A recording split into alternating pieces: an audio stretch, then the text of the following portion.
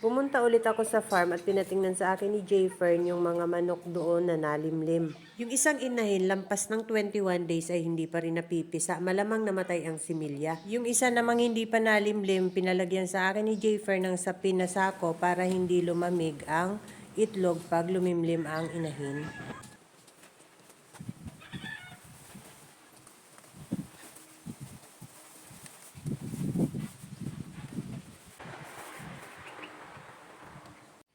Ayan, inayos ko yung pugad, nilagyan ng sapin. Ito mga tuyong dahon ng salay. Tanglad. Para hindi pa mahaya ng insekto, ng lamok. Ayan, may salay sa gilid. Ayan, bumaba yung mga nalimlim na right nose.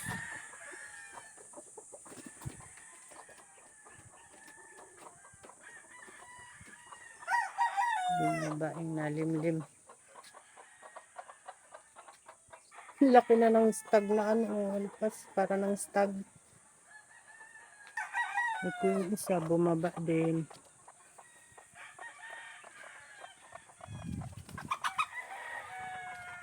Yun yung sinapinan namin ang pugad. Ito ang itlog dun. Hindi pa siya nalimlim, 6 na ang itlog. Bali 11 na itlog niyan, yung 5 pinalimliman ko na dun sa bahay. Malapit na mapisa. Ayan yung mga nalimlim dito, bumalik na ulit. Dalawang nalimlim, bumalik. Ayan yung mga alpas dito, lalaki na Ano pa yung isa. Kaya ako pumunta dito para bilinan si Richard na tanggalin na itong inahin, at ito'y sobra na sa 21 days.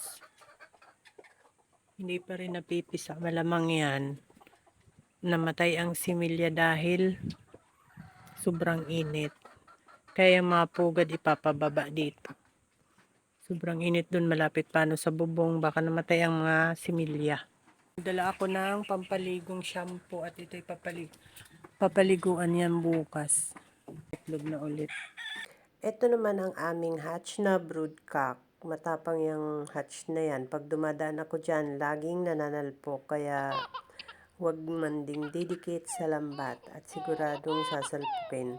At ito naman ang aming possum sweater na broodcock. Siya ang nambababa sa mga sweater naming brood hen. That's all guys. Thank you so much for watching. Please like, share, and follow for more. Bye!